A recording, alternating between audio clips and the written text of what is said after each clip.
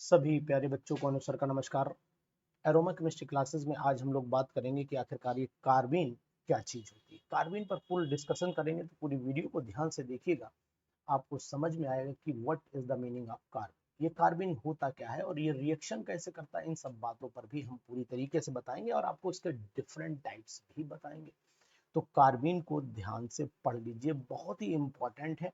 और इसी के साथ ऑर्गेनिक केमिस्ट्री में इससे क्वेश्चंस भी आते हैं एग्जामिनेशन में, चाहे कोई भी PGT TGT examination, NEET JEE कोई भी एग्जामिनेशन हो, आपको अधिकतर क्वेश्चन कार्बीन पर मिल जाते हैं। देखिए, कार्बीन जो है वो एक रिएक्टिव इंटरमीडिएट होता है जिसमें दो सिंगल बॉन्ड होते हैं। अगर मैं कार्बन से रिप्रेजेंट करना चाहूँ तो ये मैंने कार्बन बनाया, और कार्बन के साथ में मैंने यहाँ पर कोई दो बॉन्ड बनाए। इसमें अल्काइल ग्रुप भी लगा सकते हैं हम लोग, हाइड्रोजन भी लगा सकते हैं, मतलब इसे आर, ये दोनों सेम भी हो सकते हैं, डिफरेंट भी हो सकते हैं। और यहाँ पर ये मैंने दो इलेक्ट्रॉन निकाले। तो अब अगर आप देख रहे होंगे टोटल, अगर मैं इलेक्ट्रॉन की काउंटिंग करता हूं तो आपको दो इलेक्ट्रॉन तो यहाँ दिखाई दे रहे होंगे, और साथ ही साथ में दो ये टोटल अगर इलेक्ट्रॉन गिरे तो इनके वैलेंस शेल में इलेक्ट्रॉन जो आएंगे वो यहाँ पर आपके वैलेंस शेल में जो इलेक्ट्रॉन आएंगे वो कितने आएंगे, वो 6 आएंगे। यानी से हम बोलते हैं ये सेक्सटेट बोली जाती है, और सेक्सटेट का मतलब हुआ कि 6 इलेक्ट्रॉन यहाँ पर रिप्रेजेंट हो रहे हैं। One of the most important thing, carbon इस तरीके से रिप्रेजेंट होती है। दूसरी तरीके से कार्बन को अगर आप रिप्रेजेंट करना चाहते हैं तो हम सिंपली इस तरीके से यहाँ पर बनाएंगे, और बनाने के बाद अगर हम लोग मिथाइलिन कार्बन को देखें तो यहाँ पर ये मिथाइलिन कार्बन भी तैयार हो जाता है। तो ये मिथाइलिन कार्बन जो मैंने बताया, चाहे आर लगाओ या फिर एच लगाओ, ऐसे भी रिप्रेजेंट हो सकता है।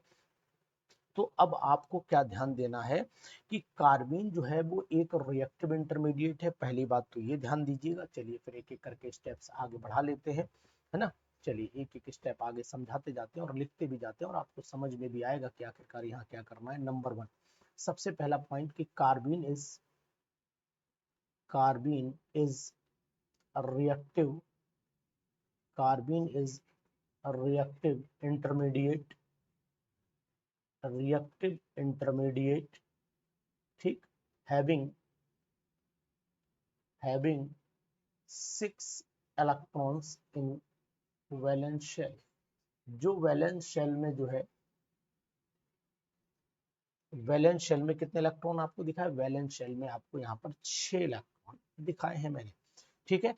अब ये इलेक्ट्रॉन आप देखोगे कि पूरी स्पीसीज को न्यूट्रल बनाने में भी मेंटेन कर रहा है। तो ये एक आप देखेंगे, कार्बन चार्ज नहीं होती, कार्बन न्यूट्रल स्पीसीज होती है। तो यहाँ पर मैं लिख देता हूँ कार्बन इज न्यूट्रल। यहाँ पर कोई भी चार्ज आपको नहीं दिखाई दे रहा होगा, तो कार्बन एक न्यूट्रल स्पीसीज भी होती है, और अपनी ऑक्टेट को कंप्लीट करने के लिए हाईली रिएक्टिव मानी जाती है। तो यहाँ पर लिख देता हूँ ये हाईली कैसी है, हाईली कार्बन रिएक्टिव। तो लेकिन यहाँ पर एक चीज और बढ़ा देता हूँ, हाईली रिएक्टिव होती है।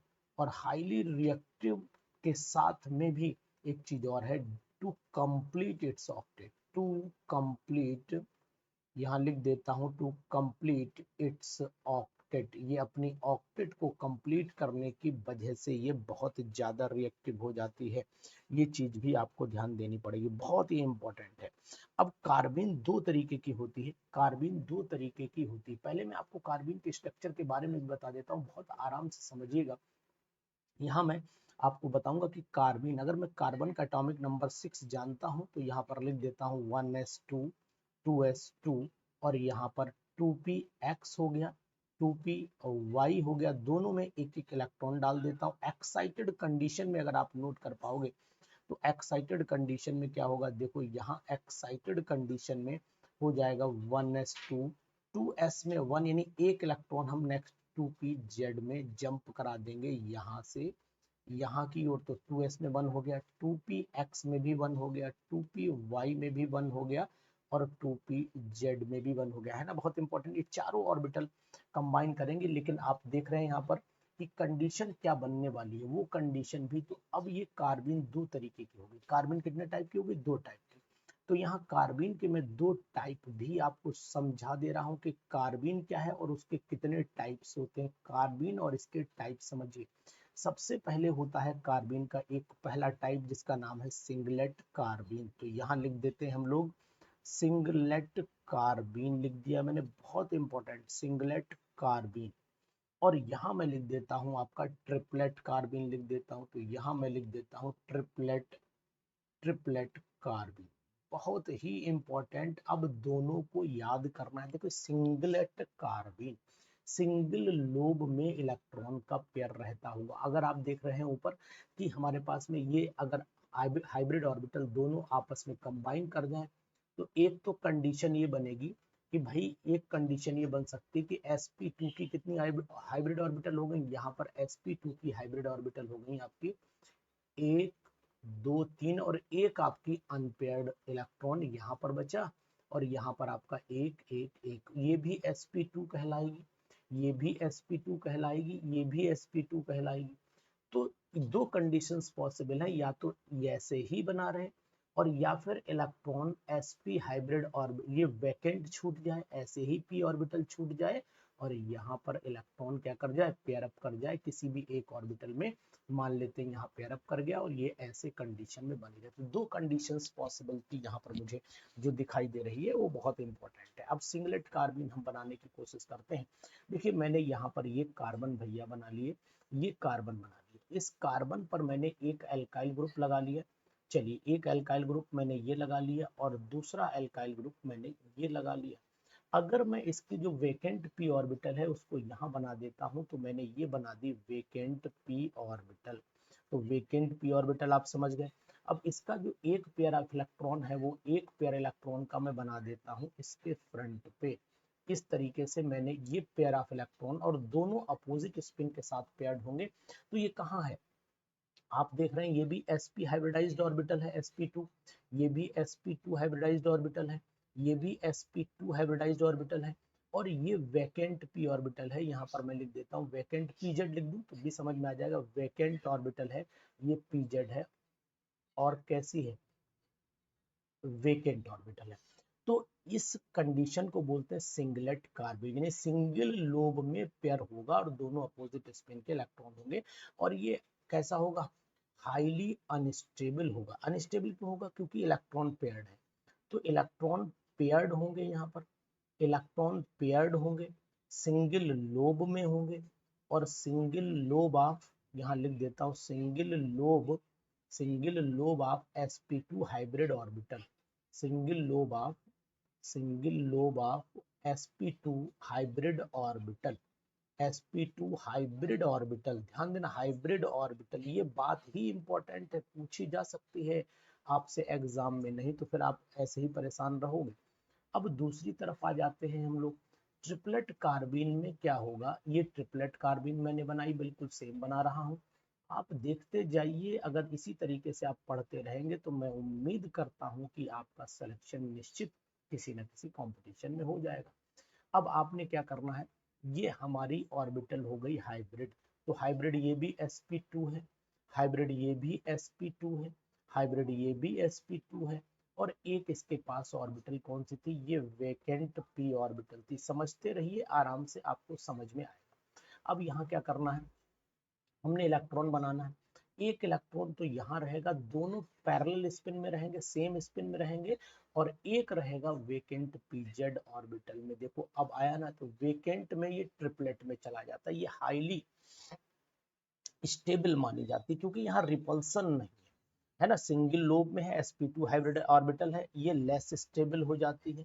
यहाँ मैं लेस स्टेबल लिख देता हूँ, और यहाँ पर लिख देता हूँ मोर स्टेबल। तो इलेक्ट्रॉन जो है, इलेक्ट्रॉन्स आर अनपेयर्ड हो गए, इलेक्ट्रॉन्स आर अनपेयर्ड हो गए, and present in and one electron in in sp2 hybrid orbital में होता है, sp2 हाइब्रिड ऑर्बिटल में होता है, ऑर्बिटल, ठीक है, में होता है। और दूसरा वन इलेक्ट्रॉन कहाँ होगा, one electron in vacant vacant pz orbital में होगा, pz ऑर्बिटल में होगा।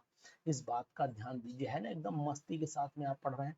अब देखिए इसमें क्या चीज है, तो खास बात है, ये स्टेबल होगी, ये मोर स्टेबल होगी। क्वेश्चन पूछा जाता है कि कौन ज्यादा स्टेबल है, कौन कम स्टेबल है, तो आप यहाँ पर बताएंगे कि ये क्या कैसी है, ये आपकी मोर स्टेबल हो गई और ये लेस स्टेबल हो गई। तो इसको मैं यहाँ पर इस तरीके से लेस स्टेबल दिखा रहा हूँ, इसको यहाँ पर मोर स्टेबल दिखा रहा हूँ। तो ये तो हो गई। अब कार्बन के दो टाइप और होते हैं। एक होता है, आप जानिए बहुत इंपॉर्टेंट है, मेटल कार्बीन के नाम से जानी जाती है। एक क्वेश्चन आता है कि ये मेटल कार्बीन क्या होती है। Metal carbene, what is metal carbene, समझिएगा इंपॉर्टेंट है। और अगर आपने ये कार्बीन, पहले तो मैं एक चीज और भी बताऊं कि आखिरकार ये कार्बीन जनरेट कहाँ से होती है, इनको भी आप समझ लीजिए, फिर मेटल कार्बीन पे जाइए। देखिए, अगर हम कार्बीन को जनरेट करना चाहते हैं तो हमारे पास में बहुत सारी कंडीशंस हैं जो इसे जनरेट करवा सकती हैं। जैसे number 1, how to generate the carbon. तो सबसे पहले मैं आपको ये बताऊंगा कि मान लीजिए डाईएजोमीथेन आपके पास में कंपाउंड है, और डाईएजोमीथेन पे अगर सनलाइट पड़ती है तो बेचारा नाइट्रोजन अलग हो जाता है और ये आपका मिथाइलिन कार्बीन बन जाती है। तो ये कार्बीन का ऐसे भी जनरेशन होता है। आपने सुना होगा कि अगर हमने कोई कंपाउंड कीटीन लिया, तो कीटीन तो यही हुआ ना, CH2 और C डबल बॉन्ड O, यही कीटीन होता है। अब इस कीटीन को अगर हम लोग देखते हैं तो इसको अगर सनलाइट की प्रेजेंस में हीट देते हैं या सनलाइट देते हैं तो ये ब्रेक कर जाता है CH2, और यहाँ पर 2 इलेक्ट्रॉन आ गए और साथ में कौन सी गैस निकल गई, कार्बन मोनोऑक्साइड गैस निकल गई। इसी तरीके से कार्बीन, आपने एक चीज और भी पढ़ी होगी कि रिएक्शन पढ़ी होगी क्लोरोफॉर्म वाली, है ना। तीसरी रिएक्शन अगर मैं देखता हूँ, ये मान लीजिए मेरे पास में CHCl3 है। इस CHCl3 में अगर मैं क्या करना चाहूँ, कार्बीन को जनरेट करना चाहूँ, तो सिंपली इसकी अगर मैं एसीटोन से भी रिएक्शन कराऊंगा, ब्यूटाऑक्साइड आयन ले लेता हूँ तब भी कराऊं, मुझे लगता है ब्यूटाऑक्साइड आयन ज़्यादा बेटर रहेगा। तो ये मैंने ब्यूटाऑक्साइड आयन ले लिया, ये हो गया आपका टर्ट ब्यूटाऑक्साइड आयन। और टर्ट ब्यूटाऑक्साइड आयन ने जैसे ही इसको गर्म किया गया इसको, तो ये टर्ट ब्यूटाइल अल्कोहल बन गया CH3 का whole thrice COH, tert butyl alcohol बना और साथ में बना नेगेटिव साइन के साथ में ये हमारा एक कंपाउंड आयन बना, नेगेटिव एनायन जिसे बोल सकते हो। ये एनायन अपने आप को स्टेबलाइज करने के लिए ब्रेक हो जाता है आपका CCl2 में। तो ये बन गया आपका CCl2, ये कार्बीन बन गई, डाइक्लोरोकार्बीन बोलते हैं, और यहाँ पर Cl नेगेटिव आपका निकल गया, इसे हम बोलते हैं डाइक्लोरोकार्बीन बोलते हैं। और बाकी ये कंपाउंड हमारा तैयार हो गया। तो इस तरीके से हम कार्बन के डिफरेंट प्रिपरेशन भी देख सकते हैं। ऐसे नाइट्रीन भी होता है, लेकिन नाइट्रीन की डिस्कशन अभी हमें नहीं करना है। अभी हमें सबसे इम्पोर्टेंट यही पढ़ना है कि आखिरकार ये जो कार्बन है ये किस तरीके की पार्ट्स में डिवाइड किया। तो कार्बन फिर दो, मैंने बोला कि मेटल कार्बन को भी हम लोगों को पढ़ना चाहिए, और मेटल कार्बन क्या होते हैं वो समझने की कोशिश कर लेते हैं। तो हेडिंग बना लेता हूँ मैं यहाँ पर, metal carbon, one of the most important heading, metal carbon. ये मेटल कार्बीन क्या होता है, इस मेटल कार्बीन में हमें क्या समझना चाहिए, इसको भी ध्यान दीजिए, बहुत इंपॉर्टेंट है। देखिए, आपने अभी सिंगलेट और ट्रिपलेट कार्बीन बने, जिसमें आपने देखा कि sp2 हाइब्रिडाइज्ड ऑर्बिटल थी, सेक्सटेट कार्बन का था, वो था। ये दो तरीके से मेटल कार्बीन बनते हैं, जिसको एक हम लोग बोलते हैं फिशर कार्बीन बोलते हैं, ध्यान दीजिए, एक को हम लोग फिशर कार्बीन बोलते हैं। एक कंपाउंड हो जाता है फिशर कार्बीन, और दूसरा हो जाता है हमारा श्रॉक कार्बीन। तो यहाँ पर मैं लिख देता हूँ SCHRO, श्रॉक कार्बीन हो जाता है। अब एक हो गया हमारा कार्बीन और एक हो गया श्रॉक कार्बीन, बहुत ही इंपॉर्टेंट एग्जामिनेशन के लिए। यानी एक कार्बीन को पढ़ा और दूसरा हमने श्रॉक कार्बीन को पढ़ा। अब एक श्रॉक कार्बीन और एक फिशर कार्बीन, दोनों का एक्सप्लेनेशन हमें चाहिए। तो अब दोनों का एक्सप्लेनेशन कर लेते हैं, एक एक करके समझते हैं। देखिए, जो हमारा फिशर कार्बीन है, ये फिशर कार्बीन कैसे बनता है, ये मान लेते हैं थोड़ी देर के लिए मेटल है। इस मेटल की अगर हम लोग डी ऑर्बिटल ले लेते हैं, तो एक तो इस तरीके की ऑर्बिटल हम बना लेते हैं, और सिंपल एक सिग्मा बॉन्ड बनाने के लिए ये ऑर्बिटल मैंने बनाया। इसके पास जो इलेक्ट्रॉन है वो मान लेते हैं मेटल में यहाँ पर है, सपोज कर लेते हैं, ठीक है। और ये हमारा कार्बीन बैठा हुआ है। इस कार्बीन को अगर मैं देखता हूँ, दो बॉन्ड तो हमें बनाना ही बनाना है। एक हमें पाई बॉन्ड अपना जैसा था वैसा ही बनाना है, पाई बॉन्ड, बिल्कुल दिक्कत नहीं। एक जो sp2 हाइब्रिड ऑर्बिटल है उसमें दो इलेक्ट्रॉन है, एक ये है एक ये है, तो ये भी sp2 हो गई, समझना जरूरी है, ये भी sp2 हो गई, ये भी sp2 हो गई, और ये आपकी pz वैकेंट ऑर्बिटल हो गई। अगर ये इलेक्ट्रॉन डोनेट कर दिए जाए इस ऑर्बिटल में, तो ये डी ऑर्बिटल है, सिग्मा बॉन्ड बना तो हम इसे डी सिग्मा लिख सकते हैं, तो ये कहलाती है फिशर कार्बिन। फिशर कार्बिन की खास बात होती है कि यहाँ पर मेटल को इलेक्ट्रॉन डोनेट कर रहा है कार्बन, कार्बिन का कार्बन है ये, कार्बिन का, तो यहाँ कार्बन डोनर कहा जा रहा है, ये कार्बन डोनर है। एक एक स्टेप समझिए, आप समझ जाएंगे। ये आपका कार्बन डोनर है, देखिए ये मैंने लिखा कार्बन डोनर, इंपॉर्टेंट है ना। यहाँ कार्बन इलेक्ट्रॉन लॉस कर रहा है ना, कार्बन जब इलेक्ट्रॉन लॉस कर रहा है तो पॉजिटिवली चार्ज हो जाएगा, तो यहाँ लिख देता हूँ, यहाँ कार्बन इलेक्ट्रॉन लॉस कर रहा है, कार्बन इलेक्ट्रॉन लॉस कर रहा है, लॉस कर रहा है, लॉस कर रहा है, इसलिए इसलिए यह पॉजिटिवली चार्ज होगा, पॉजिटिव चार्ज कार्बन हो जाता है, कार्बन हो जाता है।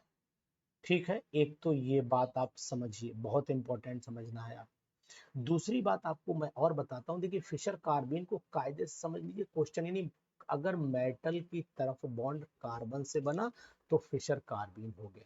दूसरी चीज, फिशर कार्बिन में जो कार्बन होता है वो भाई इलेक्ट्रॉन तो लॉस कर दिया ना, तो इसका मतलब है कि यहाँ पर मैं लिख देता हूँ कि नेचर ऑफ कार्बन कैसा होना चाहिए, यहाँ नेचर ऑफ कार्बन होना चाहिए, नेचर ऑफ कार्बन कैसा आएगा, इलेक्ट्रोफिलिक आएगा, यहाँ लिख देता हूँ इलेक्ट्रोफिलिक हो जाता है, नेचर ऑफ कार्बन इलेक्ट्रोफिलिक हो जाता है। अब लिगेंड चाहे यहाँ पर CO एंड सो ऑन, उससे कोई मतलब बहुत नहीं है, लेकिन ये बातें जो मैंने लिखी है बहुत इंपॉर्टेंट है। अब दूसरी बात क्या, श्रॉक कार्बिन की अगर मैं बात करता हूँ, तो श्रॉक कार्बिन में भी क्या होगा कि मान लीजिए ये मेटल है, और मेटल की एक डी ऑर्बिटल में, जो डी ऑर्बिटल है इसकी, उसमें भी एक इलेक्ट्रॉन है, और दूसरी हमारी जो पाई में, यानी कि जो पेयर ऑफ इलेक्ट्रॉन था वो यहाँ भी डिवाइड है, एक एक इलेक्ट्रॉन यहाँ पर ऐसा होगा। तो ये वाली तो आपकी डायामैग्नेटिक हो गई, ये पैरामैग्नेटिक हो गई, ये भी मुझे साफ दिखाई दे रहा है, ये भी साफ दिखाई दे रहा है, डाया पैरा भी हमें दिखाई दे रहे हैं। अब यहाँ पर दूसरा मैंने अपना वही कार्बिन बनाया, इस कार्बिन में ये बॉन्ड बनाया, और यहाँ पर मैंने अपना पी ऑर्बिटल बनाया, और पी ऑर्बिटल के साथ में वही दो एल्काइल ग्रुप लगा लीजिए, ये आर और यहाँ पर आर लगा लीजिए। अब यहाँ पर क्या होगा कि जो मैंने कार्बिन बनाया, अब आप एक चीज नोट कर पा रहे होंगे, देखिए ये मैंने कार्बिन बनाया, थोड़ा बॉन्ड सही से बना देता हूँ, मजा आएगा एकदम, समझेंगे आप। ये मैंने कार्बिन बनाया, अब यहाँ मैंने कौन सा कार्बिन बनाया, एक इलेक्ट्रॉन यहाँ दिया, एक इलेक्ट्रॉन यहाँ दिया, एक इलेक्ट्रॉन मैंने यहाँ पर दिया, और ये ऐसे कर, मतलब इसको ऐसे बना देता हूँ, इस तरीके से मैंने बनाया। तो अब आपको नोट कर पा रहे होंगे कि ये दोनों आपस में बॉन्डिंग करेंगे, जब ये दोनों आपस में यहाँ पर बॉन्डिंग करेंगे, तो ये आप जान रहे हैं कि ये साइड वाइज ओवरलैपिंग से बॉन्ड बना, और ये आपका बना हेड ऑन ओवरलैपिंग से, तो यहाँ सिग्मा बॉन्ड बनने के चांस पूरे हैं। लेकिन होता क्या है कि जो इलेक्ट्रॉन की शिफ्टिंग है वो कार्बन की तरफ होती, कार्बन की वैकेंट ऑर्बिटल में आती, तो अब आप नोट कर पा रहे होंगे कि यहाँ से मेटल मेटल से बॉन्ड बनता है कार्बन की तरफ, मेटल से बॉन्ड कार्बन की तरफ बनता है, यानी कि यहाँ कार्बन नेगेटिवली चार्ज हो जाता है, तो यहाँ कार्बन एक्सेप्टर हो जाता है, तो यहाँ लिख देता हूँ कार्बन, कार्बन जो होता है वो क्या हो जाता है, पाई इलेक्ट्रॉन एक्सेप्टर हो जाता है, पाई इलेक्ट्रॉन एक्सेप्टर बन जाता है, ये बात आप ध्यान दो। और कोवेलेंट बॉन्ड होता है इसमें, ये भी खास बात है, कोवेलेंट बॉन्ड होता है। अब कोवेलेंट बॉन्ड में भी खास बात यह है कि जो कैरेक्टर डोनेटिंग पावर है वो मेटल के पास में है, और कार्बन के पास में एक्सेप्टिंग पावर है, तो ये पोलराइजेशन भी क्रिएट होता है, यहाँ पर पोलराइजेशन, हाँ ये बात ध्यान दें, पोलराइजेशन भी क्रिएट होता है, और पोलराइजेशन की वजह से यहाँ पर हम मेटल से कार्बन की तरफ बॉन्ड बनाते हैं, तो ये बात भी आप ध्यान दीजिएगा। दूसरी बात ये है कि ये मेटल कार्बन जो है वो इलेक्ट्रॉन एक्सेप्ट कर रहा है, इसलिए कार्बन कैसा हो गया, कार्बन हो गया नेगेटिवली चार्ज, तो यहाँ मैं लिख देता हूँ, यहाँ यहाँ कार्बन, कार्बन मेटल से इलेक्ट्रॉन एक्सेप्ट करता है, मेटल से इलेक्ट्रॉन एक्सेप्ट करता है, इसलिए यह नेगेटिवली चार्ज रहता है, चार्ज, या ब्रैकेट में आप पोलर नेचर की वजह से हो जाता है।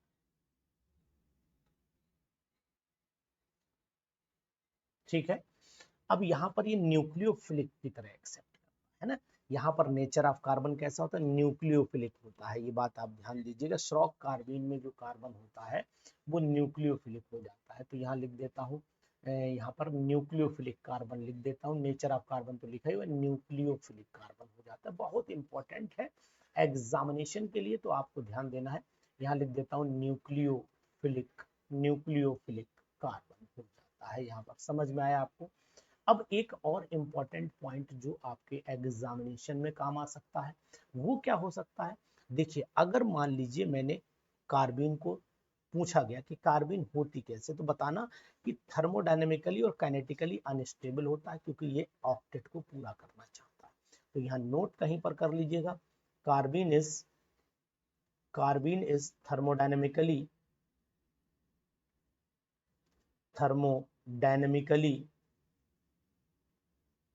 And kinetically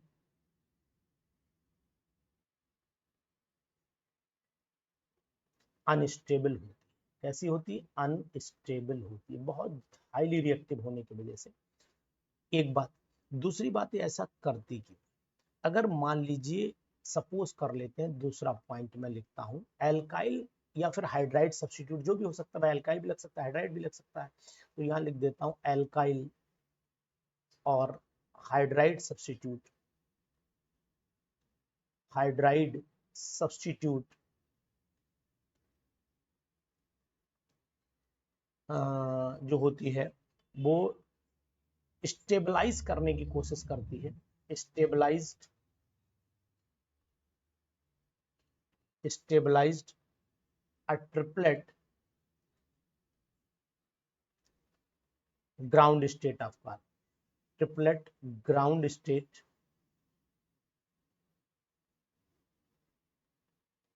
carbon of carbon. इस बात का आप विशेष ध्यान दीजिएगा, इंपॉर्टेंट है बहुत ज्यादा। तीसरा पॉइंट एक और नोट करिएगा। देखिए, आपको बताने की कोशिश करूंगा कि अगर मान लीजिए आपके पास में ये एक कार्बन है, ठीक है, मिथाइलिन कार्बन है, ये पैरामैग्नेटिक आपको दिखाई दे रही है, पैरामैग्नेटिक दिखाई दे रही है। दूसरी तरफ जैसे ये डाइमेराइज हो, ये डाइमर इसका बना दीजिए, तो डाइमराइज का मतलब इसका दूसरा भैया भी जोड़ दे इसमें। मान लीजिए आपका इसका दूसरा भैया जो है वो ये हो गया, ये दूसरा भैया हो गया, ये कंबाइन कर गए। जब ये कंबाइन कर गए तो आपको दिखा कि इस तरीके से ये डाया में कन्वर्ट हो जाता है। तो हमेशा ये डाइमेराइज करके डाइमर बना लेती है, और डाइमर इसका जो है वो डायामैग्नेटिक होता है, जबकि इसका मोनोमर जो होता है वो पैरामैग्नेटिक होता है ना इंपॉर्टेंट। तो ये सभी क्लासेस आपको लगातार पढ़ाई जा रही हैं। अगर ऐसी क्लासेस से आपको जुड़ना है तो हमारे ऐप को डाउनलोड करिए, हमारी वेबसाइट पर जाइए www.aromachemistryclasses.com पर जा सकते हैं, कोर्सेज वहां से भी अवेलेबल है। और अगर हमारा प्ले स्टोर पर ऐप देखेंगे तो आपको एरोमा केमिस्ट्री क्लासेस के नाम से आपको ऐप भी मिल जाएगा, वो भी आप अपने मोबाइल में डाउनलोड कर सकते हैं। एरोमा केमिस्ट्री क्लासेस के नाम से हमारा ऐप भी है। और अगर हमारे मोबाइल नंबर को नोट करना चाहते हैं तो 94 73 70 27 11 यहाँ पर भी जा सकते हैं। यहाँ पर आपको बहुत सारी चीज़ों की जानकारी मिलती रहेगी। टेलीग्राम ग्रुप भी हमारा इसी नंबर पर बना हुआ है, अगर आप चाहें तो इसी नंबर के टेलीग्राम ग्रुप से भी आप जुड़ सकते हैं, जहाँ पर बहुत सारी चीज़ों की इंफॉर्मेशन लगातार अपडेट की जाती है। तो ये वीडियो आपको कैसी लगी जरूर बताइएगा, और कार्बन पढ़ के रखिएगा क्योंकि एग्जामिनेशन में ये आ सकता है। Thank you, bye bye.